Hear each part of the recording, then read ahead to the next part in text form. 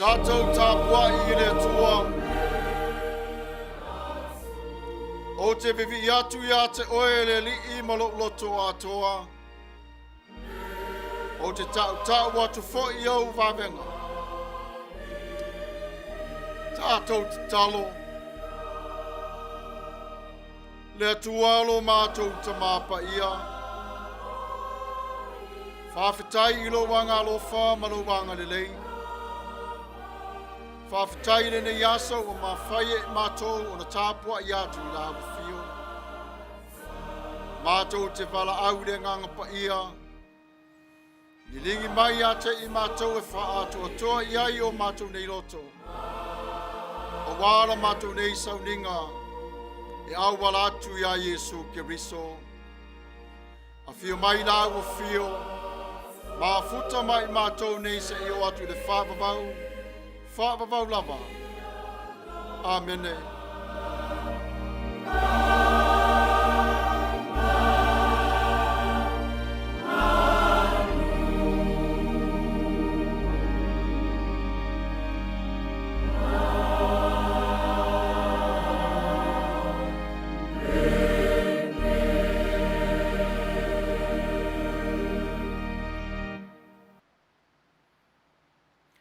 Tatou vivi atu I le atua I le pese ua Sauniga.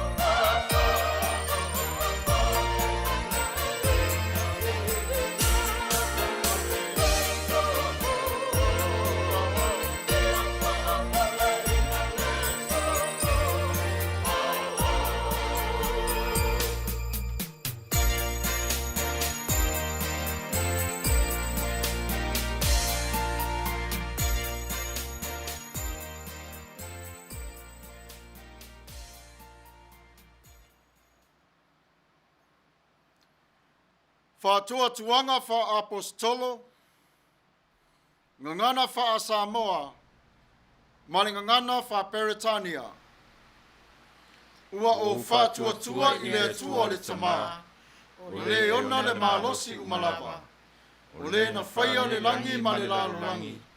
Ua o whātua tua fo'i a Yesu Keriso o lo na alo e tua tasi o lo tātou walii. O le na whānau e le anganga Paia, na whānau mai a Maria le taupo.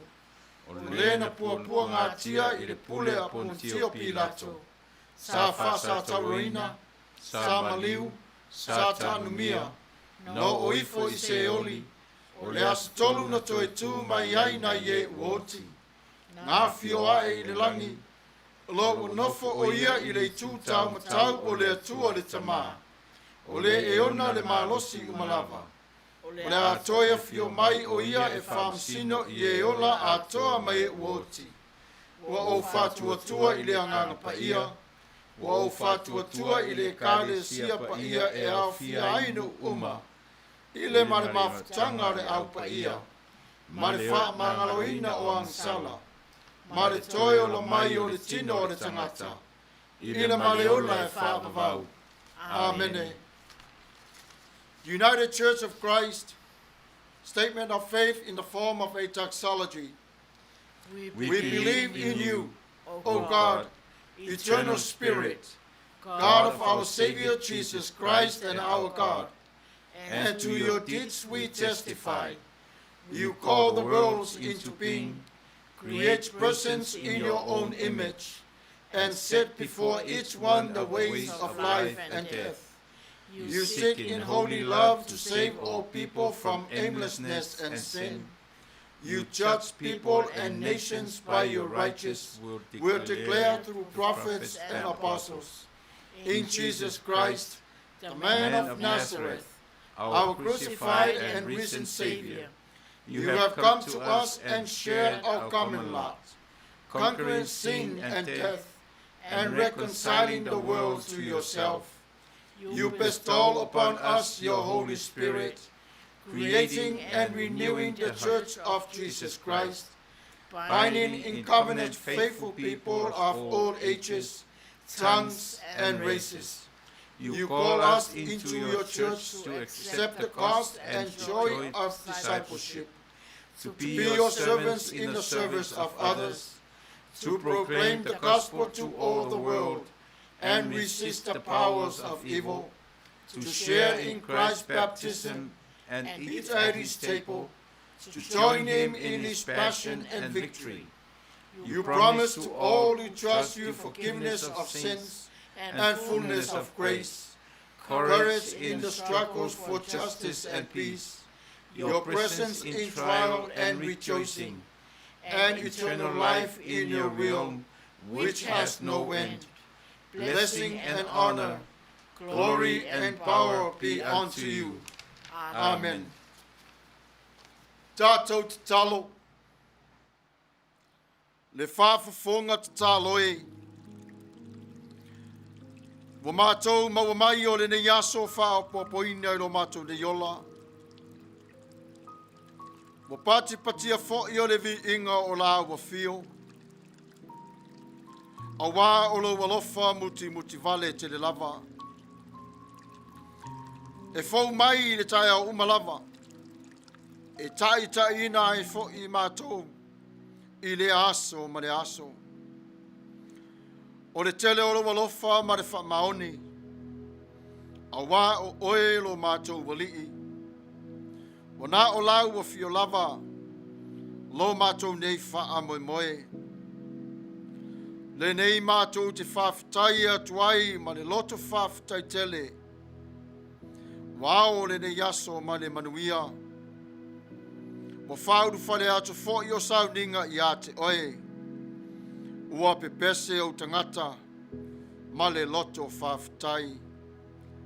A wā mea siri uma ua e whaia. Faafetai mo Yesu Keriso. Lo mātou wali I whaola. Faafetai mo le anganga Paia lo mātou whesoa soan siri. Wa mātou mawai le fili musili mai a te oe. Faafetai mo mea ai ua e fuai o vai e inu. O wao mātou tino e mawai o le malosi. E ui lava i le bevesi mai o whaalavelave. Matala ti ngā matu ngā. Ai mātou te mauti noa. O lo e tutu whaatasi mai mātou i taimi o puapua ngā.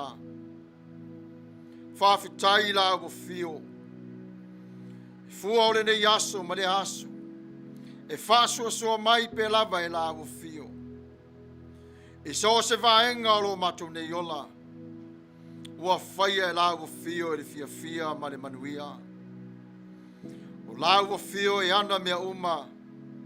Sa e whaia ina ia leo ai o tangata o e vala awina. Ma tausia e la tau mea tō tino i la o fio. E whao ngā fo i lea i lo mātou nei si manga. Ai le ngata i lea. O le whiau tā ua i te tonu o lo malo. Faafetai le tala lelei ia Yesu. O mātou ngā nunu e ai. Matala i atu i o mātou tua oi. Whamanuia la o fio. I le ngā luenga fola lo mātou tamapa ia. Alo whangia le loto Tapua'i lo mātou tamā. Le anganga Faafetai i la o fio. A wale o le tangasili mo i mātou. Ia vi ia lava oe whaavavau lava. O ngā ruenga o lo mātou ngā runu e ai. Tausi ai o mātou ai ngā le ngata i leo lau ngā ruenga. Faafetai mo lo walofa i le laro langi tele. E so o se mata ese ua e fuai. E fiso soani o mātou nei tangata. E vi ia lava oe e le tupu sili e se. Lenei aso lo mātou tamā Paia. O le aso le tala lelei i la o fio. A vea lea ma mea whai ngā ruenga i a te i mātou. O upo e ngā lue o la o fio e ala i lo whingalo. Taito tasi o mātou loto manganga. Faafetai i lo mātou tamā. A wane nei aso tāua mo i mātou. Mātou te mata ma whaalongolongo ma vava ai i le anga le lei o la o fio. E a fua atua i lea i le loto Faafetai o le tangata tō tasi. Mātou te whātou ese i la o fio.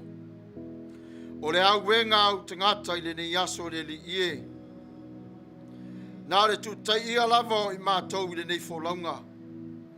I le loto ma ale ma le loto vai. Ua ta whea ai i mātou inu o sala. Ono o le ang sala ua mātou ono whai. Ua o mai o mala ma pua ngā. Ono ua mātou le sa ili atu i a te oe. O lea la mātou te talo tuai i la ua fio. Alofa ma wha mangalo mai i mātou. Ai awe tu o mātou i pua ngā ma whainga tā. Ina e toia o ma o iai i mātou ma ia i loa i la ua fio. O lo mātou ma mao e se ma oe. O le o mai leo pua ngā. Ia whati ai o le mātou ni ola. Ia ngā sala mātou ia ua mātou whaia. Le whaata wemu. Le loto le anga. Loto to tā mai. Loto malosi. Loto le taupulea. Ma le tele o afi anga le tua lo mātou tamā. I le mafutanga ma oe. Lo mātou wali ie. Wa mātou solia fo i tu la fono o le lofa i tangata. Ma ai fo i le mātou ni te talo le li ie malo i mata. Alofa mai. Malata mai a te i mātou i taimi o pua ngā. Tau tua pēr i mātou i tonu o le nefe au ma le ngā luenga. Ia te i mātou o le loto ma mālo mātou wali ie. Ia mātou sāpa wali ai i le Manuia ma Yesu Keriso. Leli ie. Whāmo le mole nei whāfo se mai lo mālo. Ai mātou te le lava tā pena ma mai a Sauniuni. Molo toia whia mai. Ai le ngata i lea lo mātou ta mawha ma ngalo i mātou. mai tu tonu o mātou fale, mafafo atu o le mātou fale. I le lau tele o le mātou nei sāvalinga le li ie. Aua nei fiu ngo fio le mātou nei loto e wala au I lau fio I wha mangalonga. Le atua lo mātou ta Paia. Alofa wha mangalo mai I ate I mātou. Le lalo langi pua ngama pua oa le li ie peone e sila fia. Fasu sulu le malama lama o la amu fio. Ilo wa lofa malawanga le lei. Mātou te tali tonu. O lou taimi lava o lou lea fo itali I ate I mātou.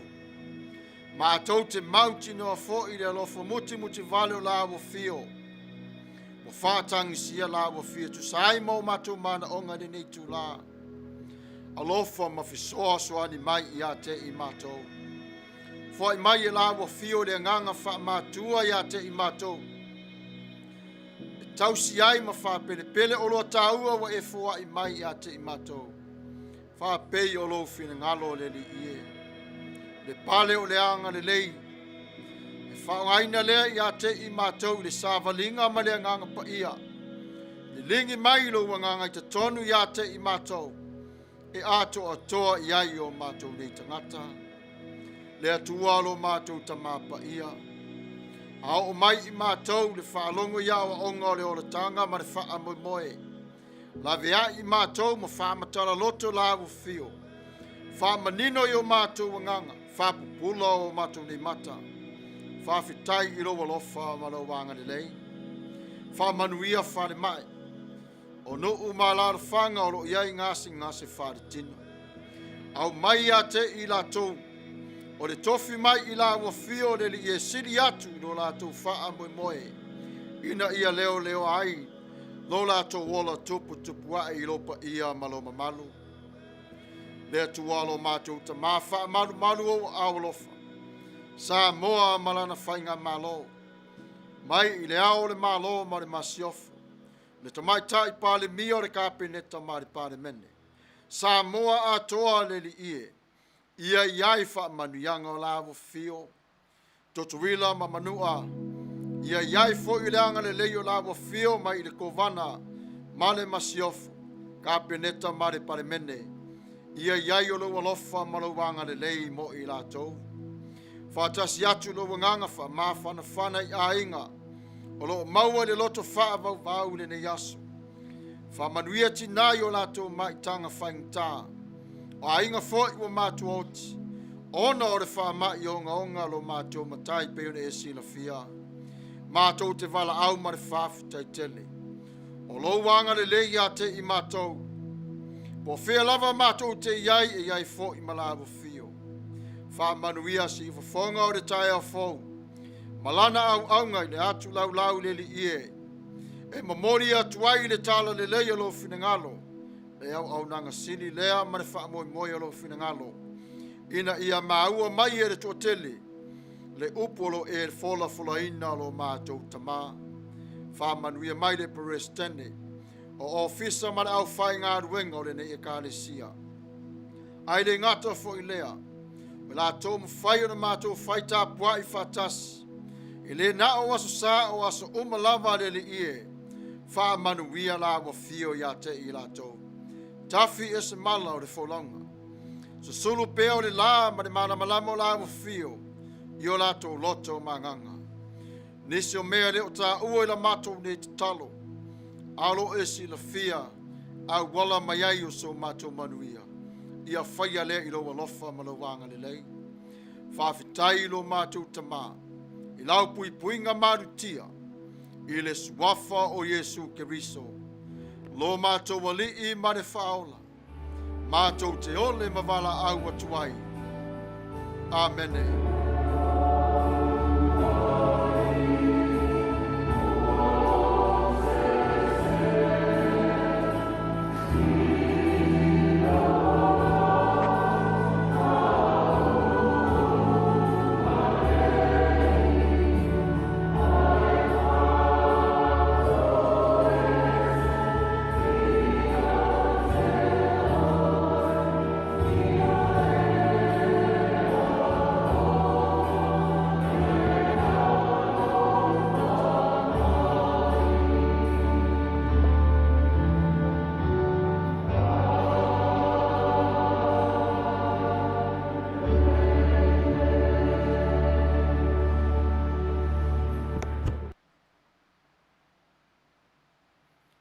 Tatou vivi atu i le atua i le pese ua Sauniga.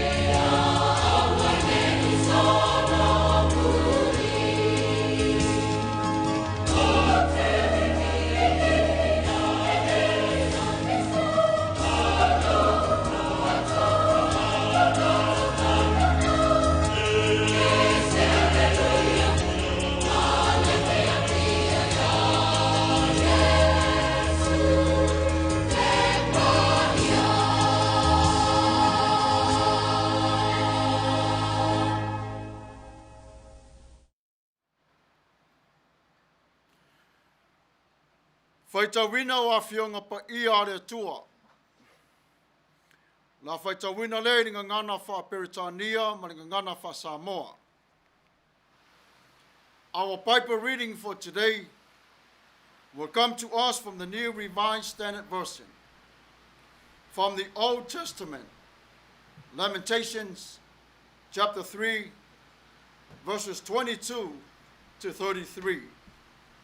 Lamentations chapter 3, verses 22 to 33. We will be reading in responsive scripture reading. Let us hear the word of God. The steadfast love of the Lord never ceases. His mercies never come to an end. They are new every morning. Great is your faithfulness. The Lord is my portion, says my soul. Therefore I will hope in him. The Lord is God to those who wait for him, to the soul that seeks him. It is good that one should wait quietly for the salvation of the Lord.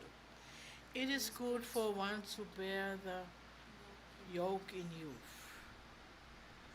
To sit alone in silence when the Lord has imposed it. To put one's mouth to the dust, there may yet be hope. To give one's cheek to the smitter and be filled with insults. For the Lord will not reject forever.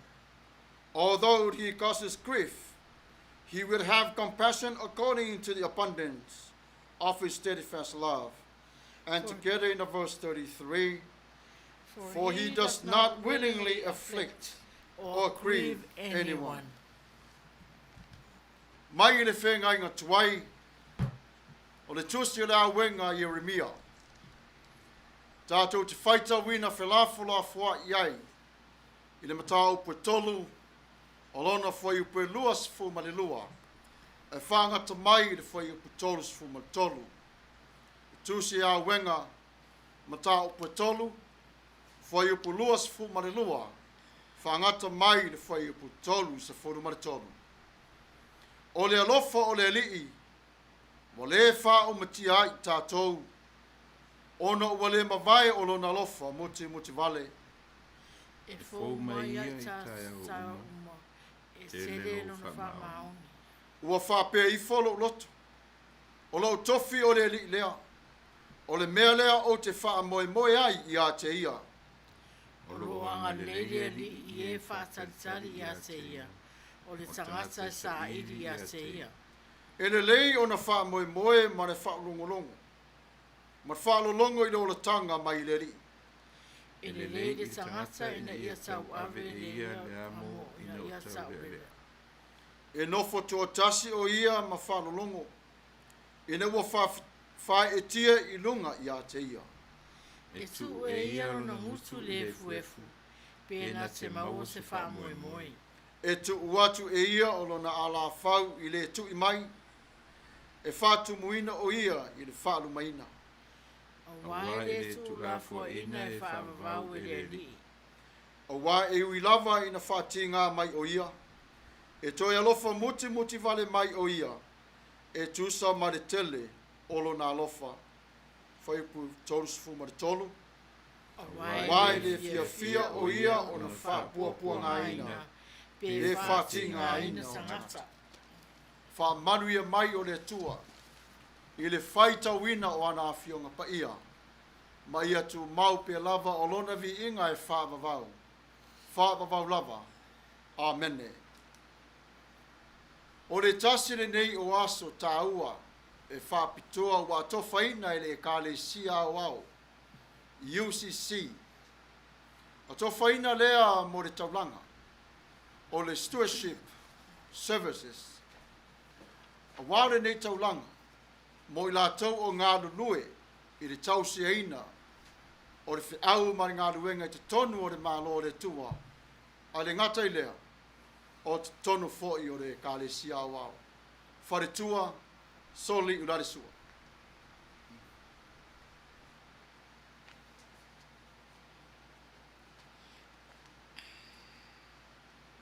O le tō lau ina atu lea o le tātou taulanga le UCC, i nei tausanga. O le taulanga se full whata la a tangata i tō tasi. E $14 per member. Whaafonga Maia se tō lau ina atu. Pastor Samuelu, matawheo ma le ainga, limas futa la. Taula papa a futiti masina, luas futa la. Joseph mataulia i kendo, tol se lau tā la. Tula epa masori sua, tasi se lau tā la. Patrick and Juliana sua, vals fulfa tā la. Joseph and Lisa tautoro, limas fuluono tā la.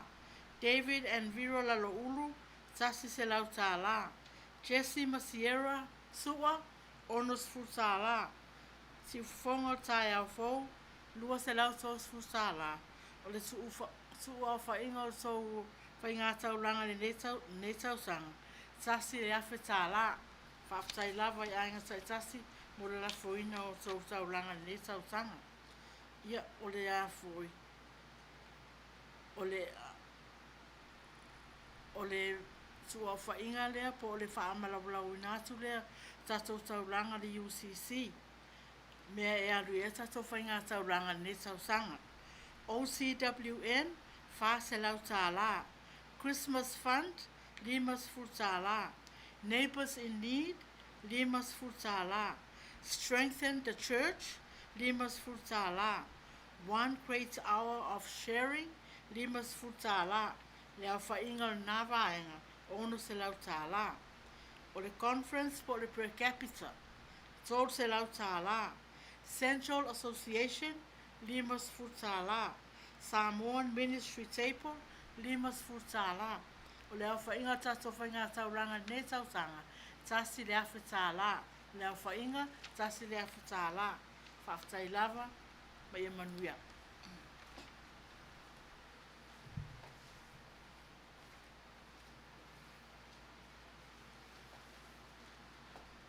O lo tai tasi lava Farisai le nei vai tau. Wa se lava o lo fale atu le au Tapua'i maota o le Atua. Ono o lo iai pea le wha mai o lo whatasia ma le nei atunu. Leo wa iai o le tua wha mawalunga mai te tono le ofisa tele o le ekalesia Auau. Ia wha pena foi no talia si wafonga le tai o fou. E tu sai foi ma le tausi aina. O tu Maia inga i lalo le wha vai o le ekalesia. O le tatou launga. Maua mai le tusi Auega le matau putolu. Le matau pe luas fulu ma le lua e whangata mai i le tolus fuma tolu. Se o toi whai tau wina lava le whai upu e luas fuma le lua, ma le baenga o le whai upu e luas fuma le tolu e whapea. O le alofa o le ali, wa le wha o muti ai i Tatou. Ona wa le mawai o lo na alofa muti muti vale. E fau mai ai Tatou o malava. E tu sai la ma le whasoleino le nei vai aso. Pe ona tu ina mai e le tusi whaita waso le kare si Auau. O le anga le lei o le Atua. The mercy of God. O na yeino le manatu e whape le nei aso ma le matua. O le Loto Faafetai. O le tusi le nei o le Faafetai Jeremia. Na tu sia i le tausanga lima se lau valuono. A o lumanai le Mesia. Ai o le tusi whatatau tonu lava i whaanoanoanga. Whaasalanga, whaamoemoe Manuia, pua ngā, ma le whatafunanga o Jerusalem. O Jeremia, e longo fia lava o lona suafa, o le perofeta tangivale. O le whaamoemoe ngā tonu lava o le nei tusi. Ina ia o a o tangata o le usi tai i le Atua. O le vala au lia lea o wha lave lave i o Tatou Loto. Ma ia wha lia o le pua ngā tia fo i o le Atua. Pe a pua ngā tia i Tatou yang sala. I le aile tu. Pe a le usi tai o le tangata i le Atua. A o le taimi tonu fo i lea. Na tuina tu wai e le Atua lona nuu i lima o papelonia. Ona wale usus tai ia te ia. E whatatau tonu lava i tangata na ave whaapango taino i uta. Sa whaatafuna ina i Jerusalema e papelonia. Maona tangata na whasiotia. Sa uaina ma ave whaapango taina. O le Auega o le winga, o le langona le iloa. Ti ngā whaanoa noa. Po le tangi matuitui. Po le vaai foi i le tina o le ti ngā ma le whaingta. O na tangi au e ai lea o Jeremia, lea lofa i a Jerusalema. Tanga i atu Jeremia, ua toe lava o tūlanga vai o tangata Jerusalema. Sa tāma moe i le fia maua, ma fiola. Ma tūlanga vai o paperonia, o le whātau nuina ma le whaoina o le sala. Ai ua le ai se tūlanga vai o le Atua. Ai sea, ua le usi tai ilo na nu i le Atua. Wa ave ese o le tūla whono na manao ai le Atua la tau te ola ai. Ai whai lava le Loto o le tangata. Whamailo le whisili mo i tātou Lenei aso, e te fia i loa le Atua.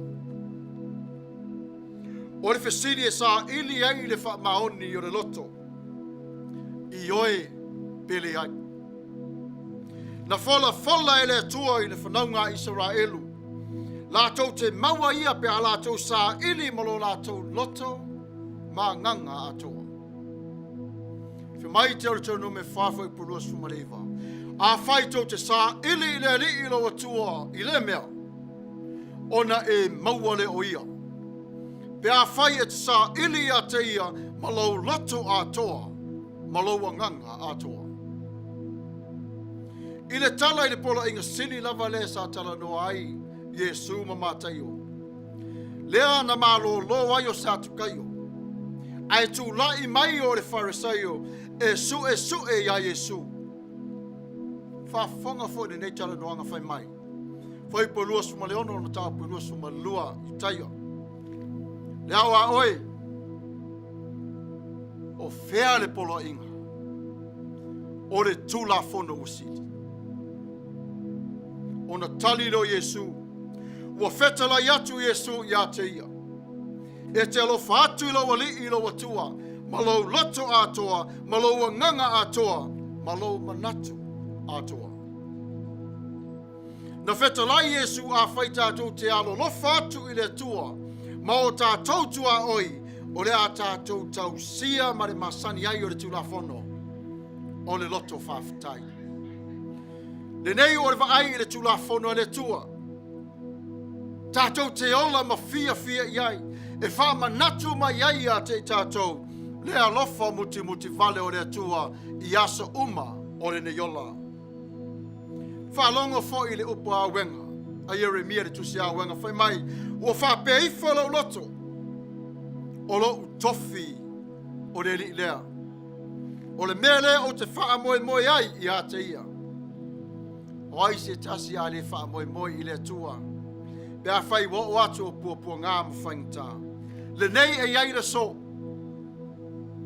Wala wina e le tua stewards. Po te ngata lato te tau sio me to tino le tua. Lato te vaai i le loto i fale. Ma fafo atu o le fale o le tua. Le wha ngai o ini o re ngā ruenga. Peo na lato na si i lima i le tua ma le loto Faafetai. Lea e iai le so. Lea so wa to whaina e whai iai o le taulanga sili. Mo se loto Faafetai mo le ngā ruenga patia i lato. E sila fia e le tua mai fina ngalo i loa fo i le tua lo tatou ni loto. O ngā ruenga tau tua e te tonu o le Tapua'i. E te tau o na tātou wha maoni ma le loto ngatasi. Le nganga, manatu, ola, ma le fatu ato toa. E pei o na whai mai le tuse e peru ma tau pas fumaltasi. Whai poiono, so se tasi e sau ia te ia. Te tau o na tari tonu, na te tau wia o ia. O whea lava o leo langa nei o loo iai, e wha manatu mai lava whai mai, e matua i sini le i a te ia le oratanga mai le li. E tau wia e le atua, i la tau e tau sisi, i se whai ia mai ia. Mai le whai po lua su marfitu a tusi Auega. E le lei le tangata ina ua tau ave e ia le amo, ina o tau le lea. Ona toe vaaile ia tāwita maro manatu le matao pule whai mai na whaaali e tāwita lo le manao mo se taita inga. Whape whea ona tātou maua le taita inga le tua. O le la sanga mua o le manao e tai mai loa le urua e tai ala o le tua. O le tuspaia. E tupuna mai ai le loto Faafetai ma le loto Sept. O le tangata i le tua awa le tausinga. O le alofa ma le anga le lei. Wha mai whateita inga a toa lava ma le tusi le aso le nei. Ua nofo sala le nu o le tua. Tu wina atuai e le tua se i tau e la tau le la tau ang sala. Muri ane. Tangi leo Yeremia. Mo tangi au e Yeremia i le tua. I le alofa. I le whaai atu o whata funa ina a toa Yerusalema.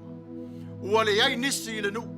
Le toa tele foi o tangata, sa fai o taulanga, maosi taulanga, ua se a o na iai o se tas, e sa valia Yerusalema. O lo ta ua le tuso salamo se laus fumaleiva. Le nei lau tuso salamo, e wha manatu mai ai o le poto i le awhionga le tua. I le fai tauina atoa le tuso paia, e a o ma o a i pe ai i tatou. Mai avea le ma fautuanga ma fatanunga mo tatou. E pei o tāwita marona sa ili i le tua. Se taita inga mo ia i le ni asu. A tonu e whaso tai tātou I whasilingia matali mai le tua. O taimi o pong saola tātou vai. Te ringa tuli o le whalongo. Ma mafa o le ngutu e tautala. Le mawhai o nei loa le nofo le loto o le tonu. Ai a mawai atu o pua ngā mawhainga tā. Ua tu lai mai o le loto Faafetai. Ona ua whai le whina ngalo le tua. Le lau Tusi lava salamo se lau ruas fuma le tolu. O le tustala whai mai. Si whawhonga o le tai au fo. Te paela le I le tua le langi. O I nā o lo iai o lo Manuia. Faafetai ma e vivi I le tua. O I nā o lo iai o lo loto Faafetai. Wa nā o le tua I mea ua ia whaia mo oe. Tu watu ia te ia le Faafetai ma le viinga. Mai lava I lo loto. Pe iti pe tele. E sila fia ma whaalongo o le tua. O le tele le nā o le loto Faafetai. O le loto fo I e tangi I le tua. A whaio e sila fia o se tas. O lo sai tia I puapo ngā ma whangatā o langa. Si whafonga o le tai a fo. Tangi au we I le tua. Alo whangia o ia I puapo ngā ma whangatā. E alu aso sau aso. O lo iai le alofa muti vale o le tua. E toi au mai ai o le o whasaraina. Toi o sia le whengainga ma le tua. Manatua. E le tutusa o mai aso te tonu o le o langa nei. Wha manatu mai e le whai poluas fuma leono whai mai. E le lei o na wha moe moe. Ma le wha longo. I le ane manatu. I le o la tanga. Mai I le li. Denu ue o le tua. Va ai I le tua ma le alofa muti vale. Wha marusi ai o lo loto Faafetai. E ui lava ina puapua ngā o le ala. Ai tamo fai pe lava o le sāwalinga. O le manatu o le profeta o Osea. Wha peo lan tala sāwhai mai. O na toi foi lea I le atua o Tagata uma. E ala atu I le wha mangalonga o ala tau wang sala. E tutusa foi mai Tatou. Na mawhai ono tātou te talo atu pe o le te talo o sea. Leli ie wha mangalo mai I a te I mātou. Ale na maliwa Iesu lunga o le sātou. Whi mai o ane tolu whai pus fumare ono. O le lofa tū no le nā o le tua. Mo I tātou. Wa ia awina mai ai o lo nā lo pele tō tasi. Whalongo foi nai wha manuianga. Ina ia le whano se tasi o e whaatua tua I a te ia. A ia maua e ia le ola e whaamavau. O le whaamangalonga e afua mai I a Iesu Keriso. O lo tātou le tapasa o le sāwalinga I le nei ola. A tātou le Manatua ne whaamangalonga. Whape whea o na tātou loa le lofa mareanga le lei o le tua. E ui lava I le mawhai e tātou o na whaamalusia o le whaamangalonga. Ai ai ate I tātou o le ai ate tau malo tātou o li I whaola. Na te au mai ai ma wha upenga ina o I tātou. Ina ia tātou whaamangalo atu. I le wai te mai I ate I tātou. Ara manatu Autu lava o le vā o le tangata ma le tua. Whe mai Paulo o le kāle se I Efeso le matao pelua sa tātou woti I a tātou wang sala. Ai o le atua. Sa tātou fu vale fo I a te ia. Ai o le atua. Sa whapolonga ina fo I tātou e le ti apolo. I nā turo anga sala le nei laro langi. Ai o le atua. Vaenga nei upu nei tonu. Le wingol fom talanga Paulo whi mai. O pua ngā nei ma whainga tā. Sa tātou ona iai ono le usi ustai. O le atua e ana le whaiunga. Na toi ni liu mai iai le o langa o le tangata tuai. A vea ma tangata fōre nei aso. Lea la e iai le so. O le aso tātou te patipati ai le lofa. Ma le anga le lei o le tua. Wa whātino I le aso le nei le taulanga Paia a le tua. Si wa whonga o le tai au fō. O le taulanga lea wa e whaia. O le taulanga le nā le tua. E tu ina atu I lana au whai ngaruenga. Amu ia oe. I wha manuianga le tua. E se a sa mana mia le tua mo ia lava I le taulanga. Ai wha o ngā I ai lo loto Faafetai. E te whai ai o se taulanga mo le tua. Mo le tua mo lona whina ngalo. Tātou te le whaafesilingia. A tātou te talo ma le nganga Faafetai, wa whaita wina I tātou I te tonu o lona whinangalo. A grateful heart. Lamentations remind us today the steadfast love of the Lord never ceases. His mercy never comes to an end. They are new every morning. The purpose of this letter, or this writing from the prophet Jeremiah, he was weeping when he saw Jerusalem was empty, and he realized the people were in suffering because God allowed Babylonians to bring curse upon them because of what they undone when they lean more to sins instead of trusting in God. Stewardship is a theological belief that humans are responsible for the world and should take care of it and look after it. Believers in stewardship are usually people who believe in one God who created the universe and all that is within it, also believing that they must take care of the creation and look after it dearly. Creation includes all people and trees, all the living things that are in it. Many people today neglect their call as stewardship. Today, the United Church of Christ acknowledges their stewards for their service in the kingdom of God and their call to become stewards or managers or caretakers in the body of Christ.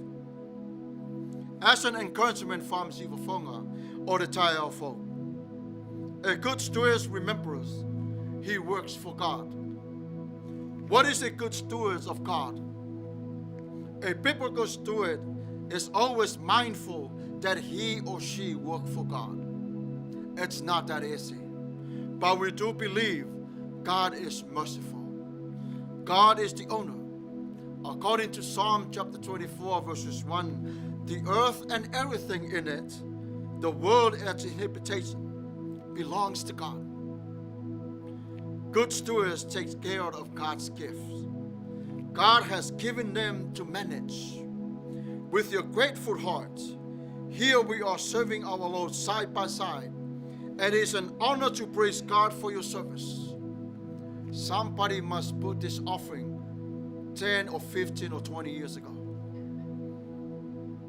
What does that mean for all of us? That $1 makes the phone or the Tauvao go global. That's what God called us to go under the umbrella of the UCC.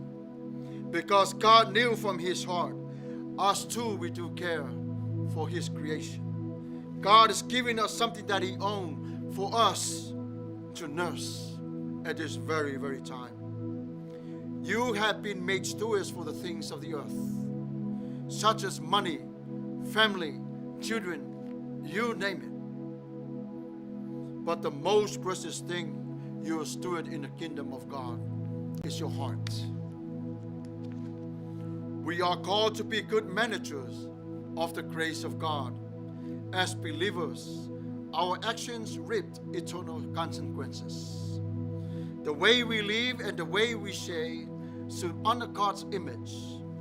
Being a steward of grace means using whatever gift God has given you to perform the acts of kindness towards others. Paul reminds us, he says, who given the stewards from God to preach the gospel to Gentiles. It is a great example of good steward. Jeremiah knew from the personal experience about God's faithfulness.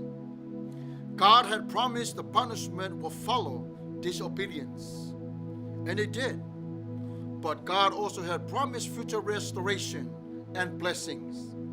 And Jeremiah knew that God would keep that promise also, trusting in God's faithfulness day by day. Make us confident in his great promises for the future. So what is the conclusions for us today? Jeremiah saw one ray of hope in all the sin and sorrow surrounding him. Because of the Lord's great love, we are not consumed, for his compassions never fails. God willingly responds with help when we ask. Perhaps there is some sin in compassionate love and mercy are greater than any sin, and he promises forgiveness. You will probably wonder why this sermon is linked to the stewards. Because it's a must. It's our thanksgiving.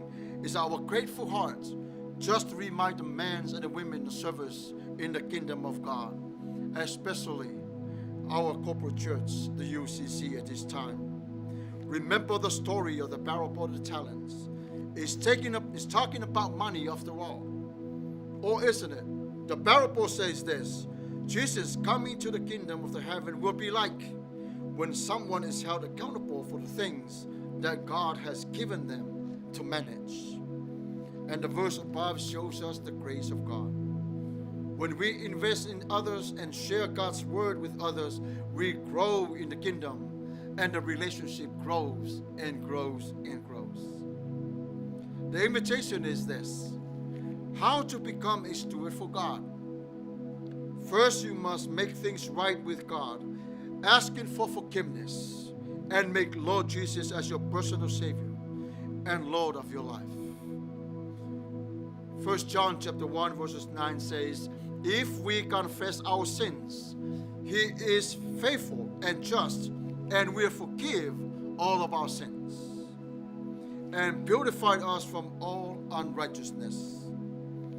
See, for phone all the time, for Christians all around the world, biblical stewardship means a caretaker for God's kingdom. As Peter 1 chapter 1 verses 4 and even in the verse 10, so the whole book is talking about as each receive a gift, employ it serving one another. A good manager of grace of gift that comes from God. He is the steward with a mind and an open heart. If anyone speak, let it be because of God himself. May God bless you. May God keep you. May God shine his face upon you. In the name of Jesus. Amen.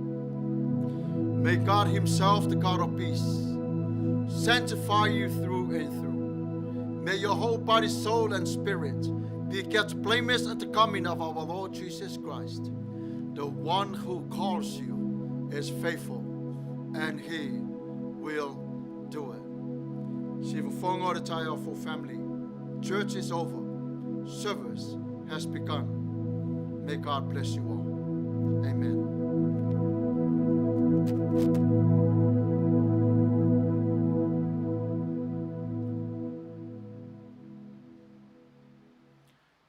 Tatou vivi atu I le atua I le pese ua Sauniga.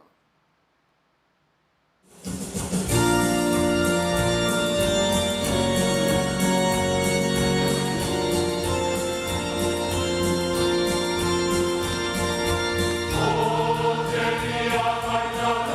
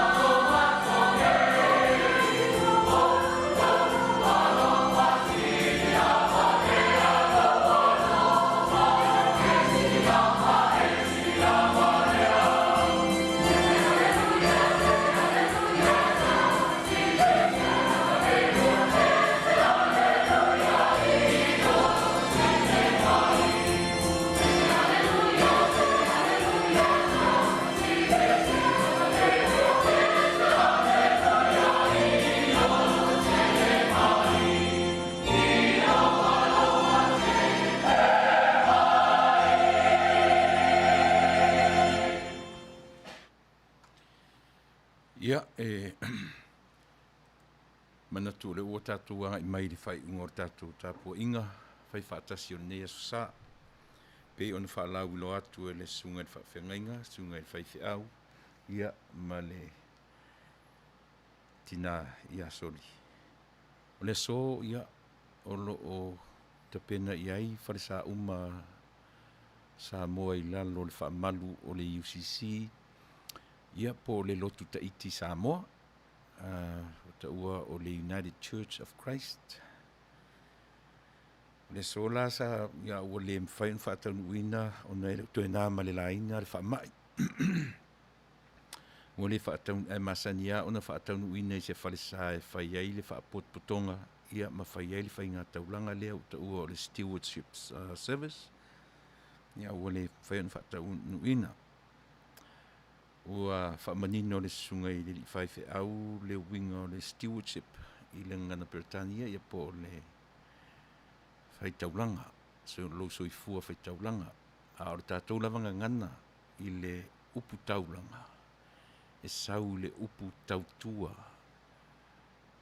E a fua ai o mea e te wha me melo I ai.